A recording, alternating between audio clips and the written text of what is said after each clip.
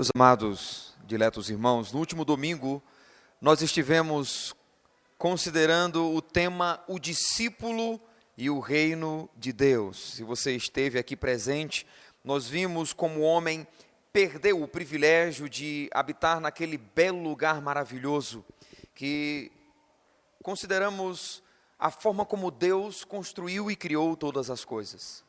Aquele belo quadro, aquela excelente obra de arte que Deus fez, separando naquele belo lugar, um lugar à parte para que o homem pudesse habitar e desfrutar de toda a beleza, sobretudo da glória, da comunhão com a presença do próprio Deus.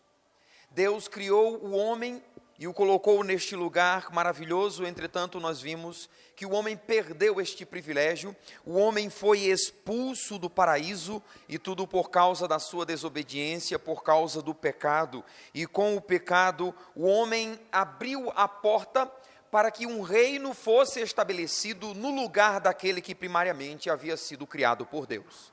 Deus criou um reino, ele governaria. Adão e Eva seriam então os seus súditos, vivendo neste belo lugar, desfrutando da plena comunhão com Deus. Entretanto, por causa do pecado, o homem abriu a porta para que um outro reino fosse estabelecido, e as Escrituras descrevem este reino como tendo o regente chamado Satanás.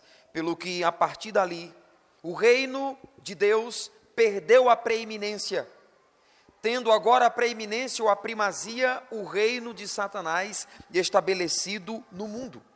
Se você conhece a história, já deve ter notado que, durante a tentação de Jesus, Satanás lhe oferece os impérios mundiais. Vede, Jesus, tudo isto te darei se prostrado me adorares. Se tu me servires, eu te darei tudo isso que me foi dado, eu passarei a ti. E se você conhece o relato, não há qualquer objeção da parte de Jesus para desmentir Satanás do fato de ele ter domínio sobre as nações. Ele de fato tem.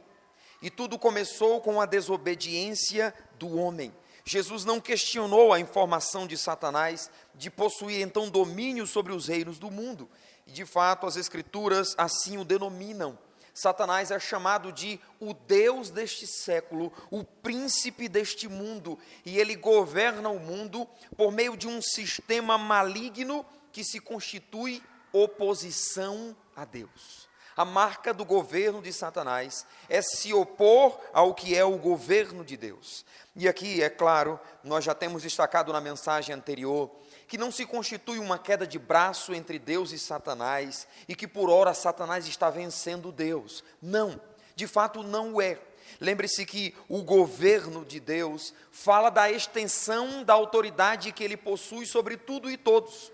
De modo que qualquer nação, ou mesmo Satanás, teria poder suficiente para estender uma oposição de tal modo que Deus não se sagrasse vencedor. Por ora, Satanás reina através de um sistema maligno que se opõe a Deus, entretanto, o seu prazo, ou o seu governo tem prazo de validade. Nós consideramos então no último domingo que haverá um dia que o Senhor estabelecerá o seu reino neste mundo, tendo como marca a plenitude do seu domínio. Deus estabelecerá um reino de justiça, um reino de paz, um reino que terá a plenitude no coração do homem, e nesse aspecto ele estará, enfim, reinando plenamente. O Senhor já estabeleceu o dia em que ele então virá, e com a sua glória fará do seu reino pleno neste mundo. Satanás, nós observamos naquela mensagem, ele será preso. E uma vez preso, nós teremos, enfim, um reino de paz, justiça e verdade, um reino que contrasta em muito com a atual corrupção, injustiça e guerras que nós podemos observar no mundo de hoje. O próprio Jesus, ele governará as nações a partir de Jerusalém, a cidade santa, como assim é denominada nas Escrituras. Ele pisará o Monte das Oliveiras e ele governará todo o mundo. E então aqueles que farão parte do seu reino poderão novamente desfrutar do privilégio que Adão e Eva desfrutaram inicialmente.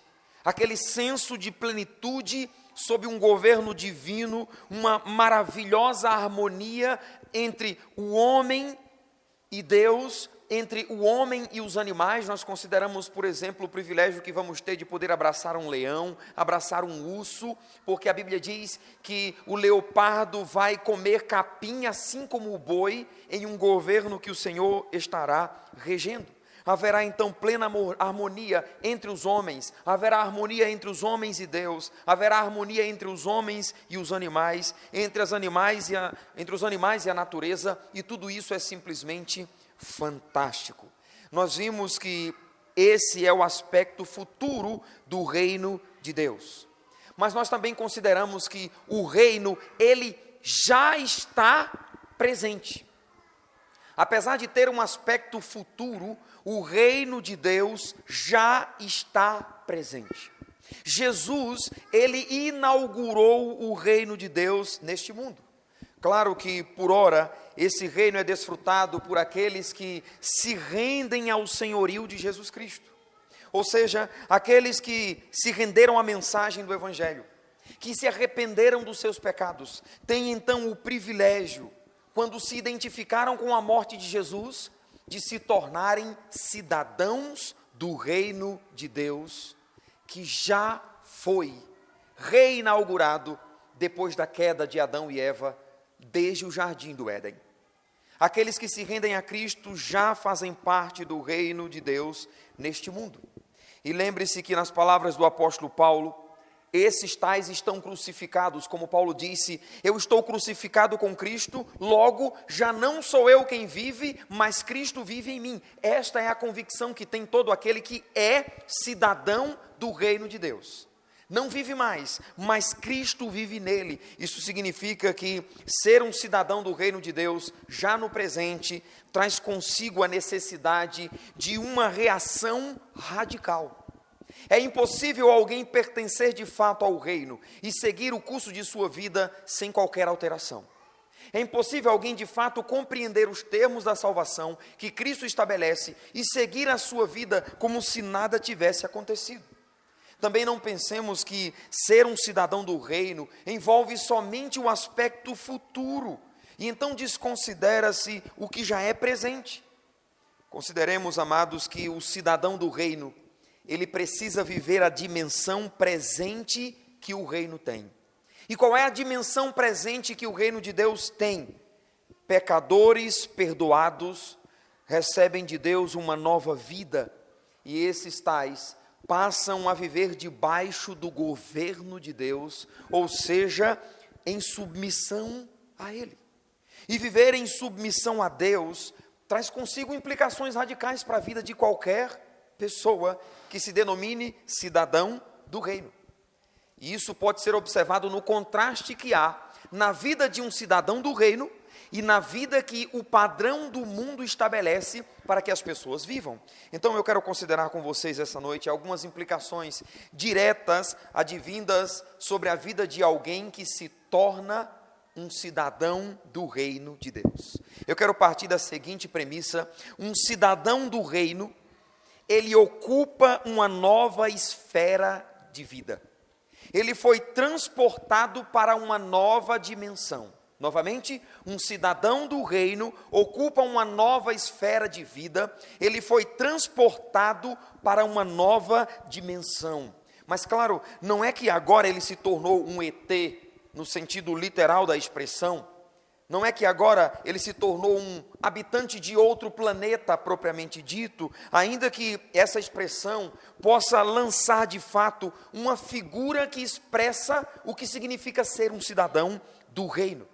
Agora, antes de embananar sua cabeça, me deixe apresentar o sentido que um cidadão do reino ocupa uma nova esfera de vida, sendo então transportado para uma nova dimensão. Escrevendo à igreja de Colossos, aos Colossenses, o apóstolo Paulo disse no capítulo 1, versículo 13, ele nos libertou do império das trevas. E fez o quê? Nos transportou para o reino do Filho do seu amor. Ele nos libertou do império das trevas e nos transportou para o reino do Filho do seu amor, que é Jesus. Observe que neste versículo, ou por aqui, nós podemos observar claramente que aquele que ainda não é um cidadão do reino de Deus, é um cidadão do império das trevas. Pastor, essa palavra é muito dura. A expressão império das trevas é muito forte, soa até agressivo aos nossos ouvidos. Reino das trevas, é claro que dificilmente alguém reconheceria que faz parte, alguém reconheceria como sendo um súdito deste império das trevas.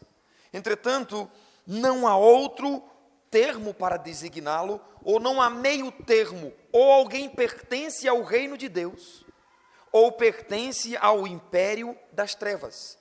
Aqui eu fico lembrando de uma ilustração que conta-se, claro, é somente uma ilustração, para trazer uma verdade, e a ilustração fala de um homem em cima do muro, de um lado Jesus, do outro lado Satanás. E Jesus fica insistindo com aquele homem, desça para este lado, desça para esse lado, não fique aí, desça, venha para aqui, venha para aqui. E o homem olha para Jesus, e então olha para Satanás, e Satanás não faz nada. Ele não insiste, não apresenta nenhuma proposta para que ele permaneça do lado dele. O homem continua em cima do muro, e Jesus insistindo, desça, desça, venha para aqui, venha para aqui. E o homem então, olhando para Satanás, diz, por que você não faz nenhum convite para mim? Este homem do outro lado, Jesus, está me chamando, e você não faz nada comigo, não me chama. E Satanás disse, eu não estou preocupado, porque em cima do muro é do meu lado.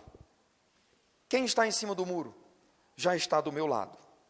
Então observe que a declaração que o apóstolo Paulo faz, escrevendo aos Efésios, que haviam se tornado cidadãos celestiais, cidadãos do reino de Deus, menciona isso. Olha como Paulo descreve em Efésios 2, foi feita a leitura, ele vos deu vida estando vós mortos em vossos delitos e pecados, entre os quais andastes outrora, segundo o curso deste mundo, segundo o príncipe da potestade do ar, do espírito que agora atua nos filhos da desobediência. Aquele que não é cidadão do reino, é descrito, observe no texto, como sendo morto em delitos e pecados. É alguém que diante dos homens é vivo, mas morto diante de Deus pela condição que se encontra. E qual é a condição? Desprovido de verdadeira vida que só pode ter aquele que recebe de Deus perdão de pecados, uma nova vida que Ele mesmo propõe. Ele vos deu vida quando vocês estavam mortos. Então, morte espiritual é a natureza real que caracteriza ou define o homem que ainda não se rendeu a Cristo Jesus. Tal pessoa está morta em seus delitos e pecados. Então deixe-me dizer que se você está aqui hoje à noite e ainda não recebeu de Deus uma nova vida, você tem todas as características que encerram alguém que está vivo. Diríamos que todas as funções vitais são comprovadamente atestadas no seu viver. Você está vivo, entretanto, morto diante de Deus. Um morto vivo, vivo para os homens, mas morto para Deus. E aqui não é que você seja um fantasma, você está vivo para os homens, mas não diante de Deus. Talvez você de fato considere essas como sendo duras palavras, e de fato o são. Mas o Espírito Santo pode usar tais palavras para convencer você de sua atual condição. A Bíblia diz que a fé vem pela pregação, a pregação da palavra de Cristo. Romanos 10, verso 17 diz isso. Talvez você considere essa pregação uma loucura, esse negócio de que você faz parte do império das trevas. Mas lembre-se, as Escrituras dizem, aprove a Deus salvar os que creem na loucura da pregação. 1 Coríntios capítulo 1, verso 21. Se você considera esta mensagem uma loucura, saiba que esta loucura que está sendo pregada pode alterar o destino da sua vida na eternidade. Então, na continuidade do versículo, escrevendo aos Efésios, ele vos deu vida, estando vós mortos em vossos delitos e pecados. Observe o que Paulo diz, nos quais andastes outrora, em outro tempo, segundo o curso deste mundo. Então Paulo, mostrando o contraste da vida que agora tinham os efésios, ele faz este paralelo. Ele deu vida a vocês quando vocês estavam mortos nos vossos delitos e pecados. Aí ele vai denunciar a forma de vida que aqueles cristãos tinham, ou aqueles cidadãos do reino tinham, antes de se renderem a Cristo Jesus. Paulo então aponta mais detalhes para a vida deles como súditos do império das trevas que eles viviam. Eles andavam segundo o curso deste mundo. Eles andavam segundo aquilo que rege o mundo. Observe que Paulo descreve a vida daqueles que ainda não têm um encontro com Cristo, como andar segundo o rumo deste mundo. E lembre-se que nós vimos na mensagem anterior, que mundo tem um sentido básico de um sistema que se opõe ao governo de Deus. Então, andar segundo o curso deste mundo é seguir um rumo que se constitui oposição ao governo de Deus, oposição ao que são os seus prescritos, aquilo que ele tem estabelecido para o homem viver. Então, esse mundo, ele não é neutro. Ninguém está neutro sob este mundo.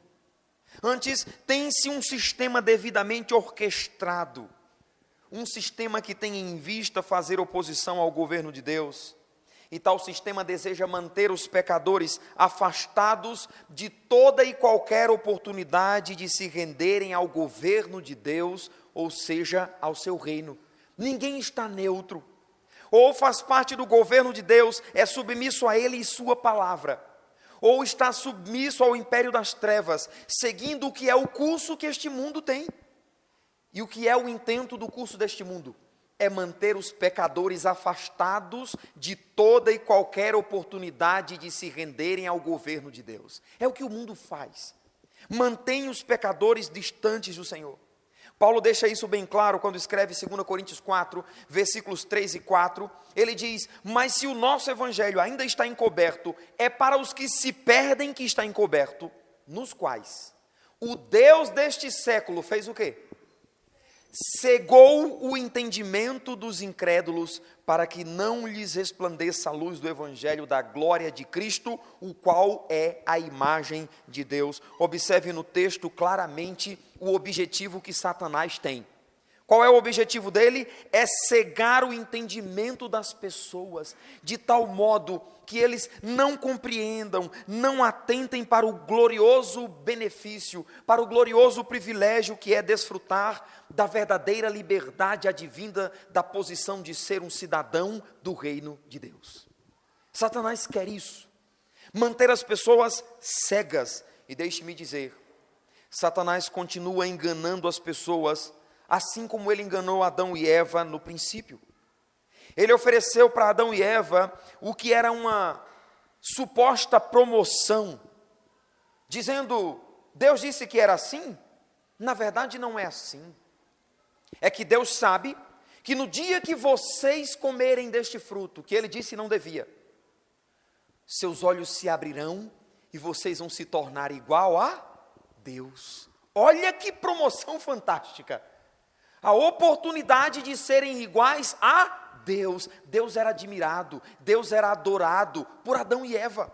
A glória excelsa do Senhor, o seu poder era fruto do olhar de Adão e Eva como sendo algo admirável. E Satanás diz: vocês têm esta oportunidade. E qual é a visão de Adão e Eva? Opa, eu quero ser igual a Deus.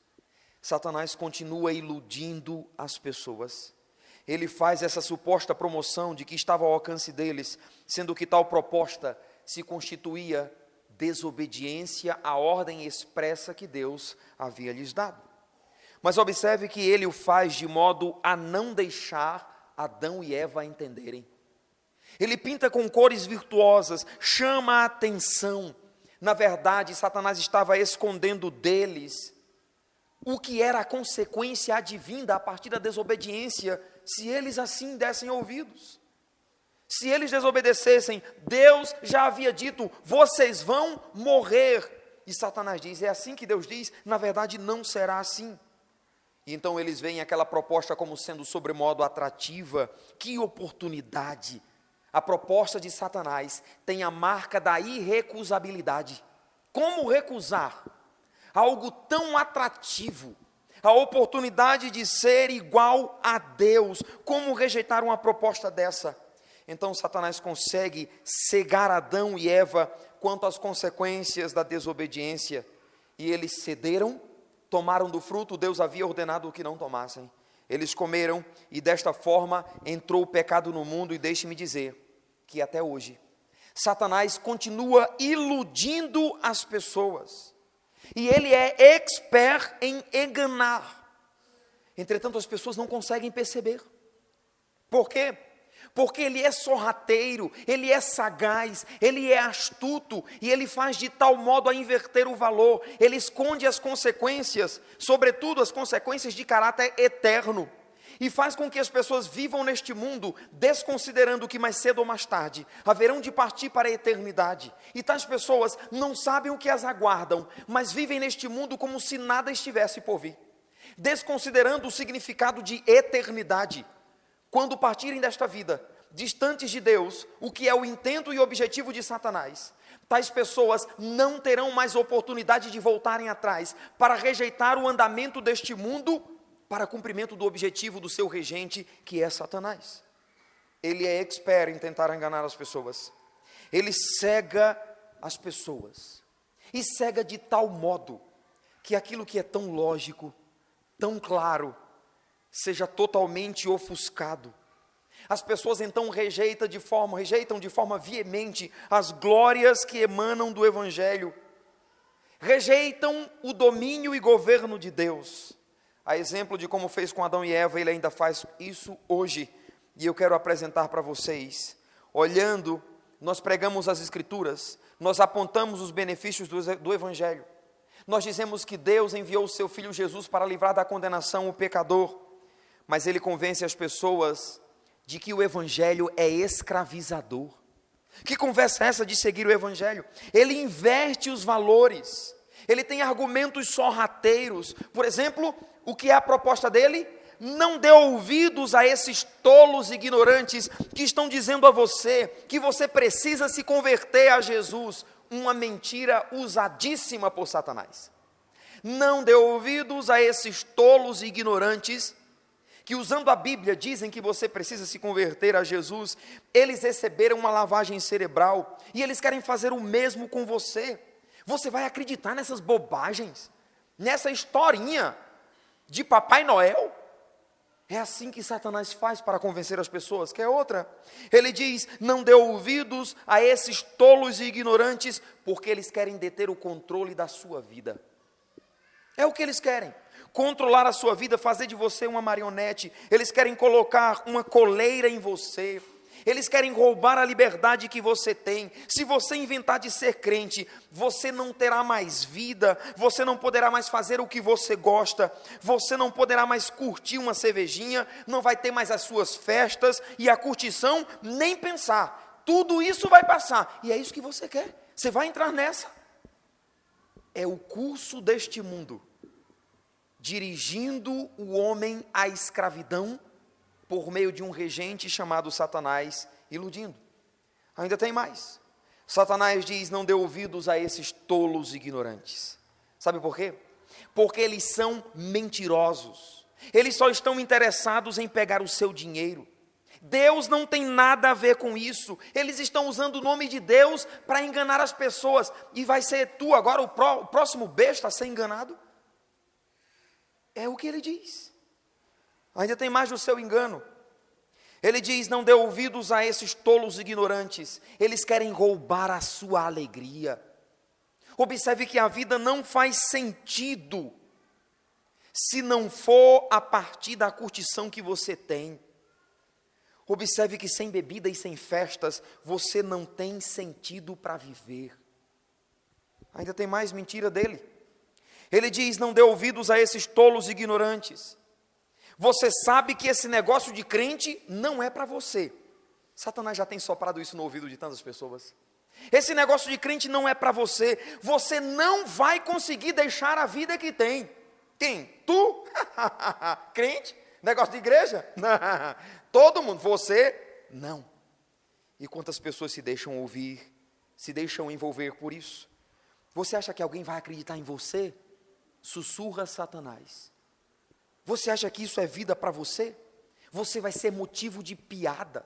É isso que você quer? Satanás, sussurrando no ouvido das pessoas, cegando-lhes o entendimento, para que não creiam na glória do Evangelho e desfrutem da posição de serem cidadãos do reino de Deus. Deixe-me dizer que eu ainda quero denunciar outra forma sagaz de cegueira que Satanás impõe sobre as pessoas. Eu denomino esta cegueira de cegueira religiosa.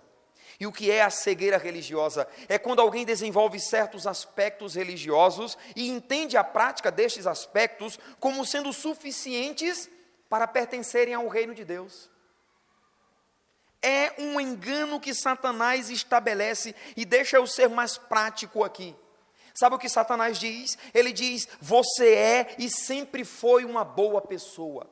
Você não precisa desse negócio de se converter, de aceitar Jesus. Continue do jeito que você é. Não há necessidade de mudança de vida em você. É o aspecto da moralidade. Ele tem outras mentiras dentro desse aspecto. Ele diz: você já tem uma religião.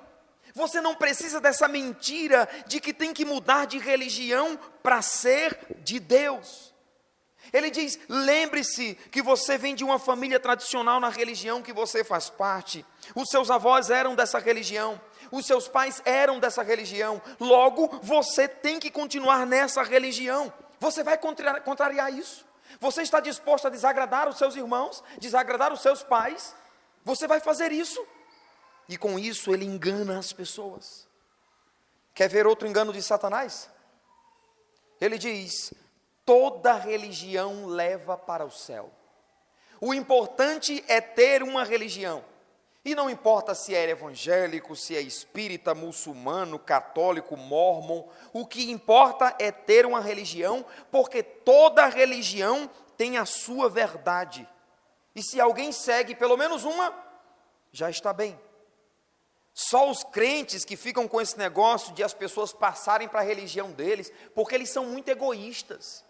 Mas toda religião leva para o céu. Queridos, não se enganem. Atentem para essa frase que eu quero citar para vocês. Não se enganem. As pessoas não desenvolvem tais raciocínios por si mesmas. Não pense quando alguém conclui qualquer uma dessas aqui, e tem por verdade, tal pessoa está, a partir de um raciocínio particular, desenvolvendo o que é uma crença dela. Ninguém desenvolve por si esse raciocínio. Apesar de o homem ter uma incrível capacidade, de ter uma incrível inteligência dada por Deus, no que diz respeito às questões de fé, o homem não tem entendimento. Então, quando o homem rejeita o Evangelho, ele o faz por sugestão de Satanás, ainda que o homem não saiba disto. Ele desconsidera. Ele sente-se seguro na sua posição. Eu não vou sofrer essa lavagem cerebral que os crentes sofrem. Não vou me deixar enganar por alguém que só quer roubar o meu dinheiro. Eu não quero isso, eu não quero aquilo. Tais conclusões são sugestões de Satanás que essas pessoas recebem, mas não entendem que não passam de marionetes em suas próprias conclusões. Por vezes, tais pessoas se sentem seguras. São seguras de sua rejeição do Evangelho, como se fossem o dono da verdade, os donos da verdade. Como se fossem os mais entendidos. Como se fossem bem acima desta classe ignorante, iludida, que afirma agora seguir Jesus Cristo. Entretanto, tais pessoas só estão recebendo a sugestão de Satanás. Não passam de cegas que precisam desesperadamente da graça de Deus através da pregação do Evangelho para ser resgatado do império das trevas. Porque se não for a pregação, também tais pessoas jamais chegarão à conclusão de que precisam ser resgatadas. Permanecerão no império das trevas. Então alguém pode questionar: pastor, como o senhor pode saber que Satanás está usando pessoas assim? E eu diria, olhe novamente para o texto, Efésios capítulo 2, versos 1 e 2. Ele vos deu vida quando vós estáveis mortos em vossos delitos e pecados, nos quais andastes outrora, segundo o curso deste mundo, e o que mais? Segundo o príncipe da potestade do ar, do espírito que agora atua nos filhos da desobediência. Sabe quem é esse? Satanás. Andam segundo o curso deste mundo, sistema. Segundo o príncipe da potestade do ar, Satanás. Ele é o espírito que atua nos filhos da desobediência. Ou está no reino de Deus, ou está submisso ao império das trevas, vivendo segundo o curso do mundo, escravizado por alguma dessas mentiras que Satanás tem estabelecido. Observe então que a marca de Satanás, usando as pessoas, está na desobediência que tais pessoas vivem. Essas pessoas rejeitam o Evangelho e todos os seus benefícios para continuarem em suas vidas distantes do padrão que é requerido por Deus. Vivem suas vidas distantes da palavra do Senhor. Se você observar comigo no versículo seguinte, no versículo 3, Paulo é bem claro sobre como a desobediência é descrita na vida de um pecador. Ele diz, entre os quais também todos nós andamos outrora, em outro tempo. E como andamos? Andamos segundo a inclinação da nossa carne, fazendo a vontade da carne e dos pensamentos. É assim que as Escrituras descrevem. Deixe-me denunciar outra faceta do plano maligno de Satanás para sustentar as pessoas no seu governo, debaixo do seu domínio. Satanás usa a inclinação do homem para o pecado, para fazê-lo dependente do seu sistema. Ele criou um sistema, e ele alimenta esse sistema segundo a inclinação da natureza pecaminosa do homem. O homem, por natureza pecaminosa, tem a propensão para o pecado. E o que é que Satanás faz? Ele alimenta o sistema para fazer do homem um dependente do seu governo. Satanás providencia meios para o pecador se satisfazer, e assim ele o escraviza. Ele transmite a ideia de que a vida só faz sentido se o pecador seguir o curso deste mundo. Se o pecador corresponder com aquilo que lhe dá prazer, então a busca do homem passa a ser a busca pelo bem-estar, com o máximo de prazer e mínimo de sofrimento. Ele então ilude as pessoas, é o discurso dele, dizendo, você precisa fazer tudo o que lhe der na teia, você precisa ser livre como você é, não se deixe escravizar pela pregação da palavra. As pessoas não percebem, mas vão vivendo nesse engano até o dia em que são lançadas no inferno. E nenhuma delas pode retornar para testemunhar do que passam lá no inferno, por terem rejeitado viverem o governo de Deus, ou debaixo do governo de Deus, pertencendo ao império das trevas. Adentram a eternidade e sofrem duras penas ao considerarem que o tempo passou, rejeitou o Evangelho, zombou da mensagem, entram na condenação quando não há oportunidade de segunda chance. Naquele lugar de condenação, amargarão duras penas por terem rejeitado o Evangelho, recebendo de Deus uma nova vida e então vivido o enganoso sistema de Satanás enquanto esteve neste mundo. Então deixe-me dizer, considere o que te aguarda quando você partir desta vida. O que espera você? Você é um cidadão do reino de Deus ou é um cidadão do império das trevas? Não há meio termo. E não há cidadão do reino de Deus que não tenha recebido perdão de pecados por meio de um arrependimento e então uma nova vida. Portanto, se você está aqui e você nunca teve a oportunidade de, se convertendo a Cristo, receber uma nova vida, você ainda não é um cidadão do reino. Você está vivendo, mas como um vivo morto. Atente ainda na segunda parte do versículo, Paulo completa. Pela posição que ocupávamos, andando segundo o curso deste mundo, o príncipe da potestade do ar, do espírito que agora atua nos filhos da desobediência, seguindo a inclinação da nossa carne e dos nossos pensamentos, Paulo conclui dizendo: éramos por natureza o quê? Filhos da ira, como também os demais. A posição de quem está neste mundo, mas ainda não é cidadão do reino, é de passividade de condenação. E a pena que lhe será imposta é a ira de Deus. Paulo diz: nós éramos filhos da ira, como também os demais, passivos de condenação. O que nos aguardava era aquilo que Paulo descreve em 2 Tessalonicenses capítulo 1, versos 8 e 9. Ele diz: em chama de fogo, tomando vingança contra todos os que não conhecem Deus, e contra todos os que não obedecem ao Evangelho de Jesus Cristo.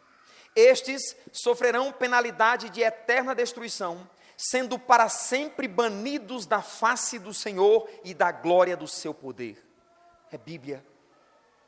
Deus lançará na condenação aqueles que rejeitam ser cidadãos do seu reino, vivendo no império das trevas.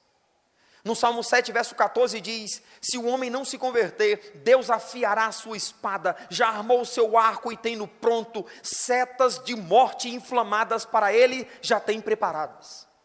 Deus é amor, Ele enviou o seu Filho para dar a você o privilégio de, rendendo-se a Ele, se tornar um cidadão do reino. Mas se você rejeita isso, a palavra do Senhor diz: a condenação é esta, que a luz veio ao mundo, mas os homens amaram mais o quê? As trevas do que a luz. Como o homem ama mais as trevas? Preferindo viver segundo o curso deste mundo, do que viver segundo o curso das Escrituras, do que é a vontade do Senhor. Então você ama a sua cervejinha, você ama a sua farra, você ama a sua prostituição, mas no seu pensamento você tem a ideia de quando partir você vai para junto de Deus. Junto de Deus não tem nada a ver com a vida que você leva aqui. Ser cidadão celestial envolve um compromisso com o reino já nesta vida. Então, ainda que você morra e faça um velório maravilhoso, ainda que façam uma maquiagem bela no seu rosto, ainda que encham o caixão de flores e mais parece um jardim enfeitado com belas rosas, uma maquiagem que deixe você rindo e as pessoas até dizem: olha, morreu, que felicidade. Podem até encomendar o seu corpo. Se você não for um cidadão do reino neste mundo, você não o será no próximo. Você será um filho da ira. Deus ama você. Está dizendo: entregue sua vida a mim. Renda-se sob o meu domínio, sob o meu governo. E o que eu farei com você? Eu liberto você do império das trevas. Eu transporto você para o reino do Filho do meu amor. Mas olha comigo na continuidade do versículo, do texto que estamos fazendo a leitura em Efésios capítulo 2, verso 4 e seguintes. Ele diz: mas Deus, aspecto adversativo, mas Deus, aspecto adversativo com relação a filhos da ira.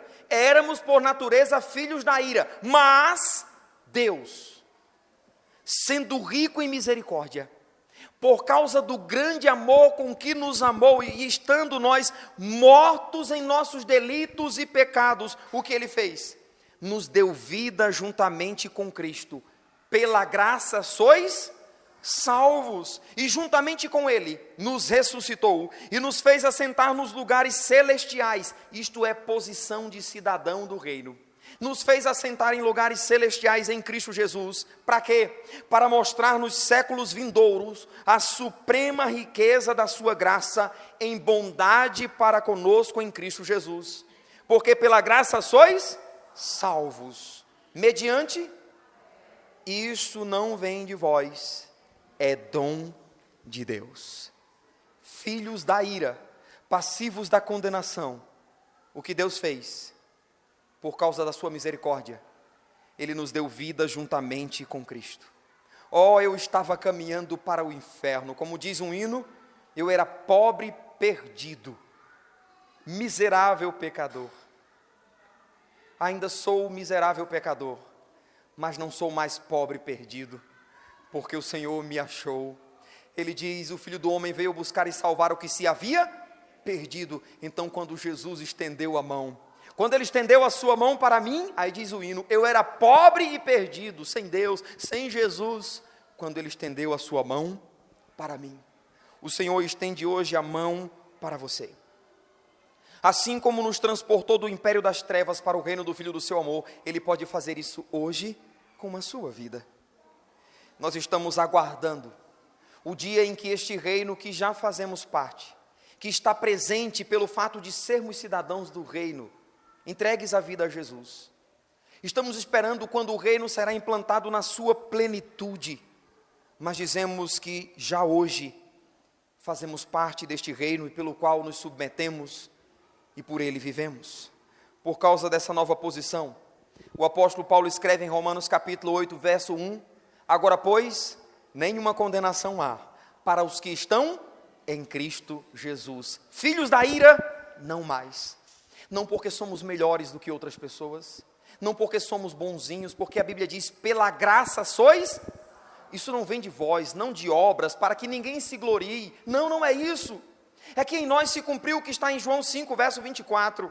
Em verdade vos digo, todo aquele que ouve a minha palavra e crê naquele que me enviou, tem a vida eterna, não entra em condenação, não entra em juízo, mas passou da morte para a vida. Agora, pois, nenhuma condenação há para os que estão em Cristo Jesus.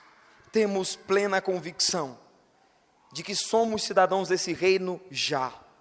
Nós já não estamos do lado de Satanás, nós não estamos em cima do muro, que também pertence a ele. Nós fomos resgatados por Jesus, e nós vivemos para ele, como Paulo diz, estou crucificado com Cristo, já não sou eu quem vive, mas Cristo vive em mim.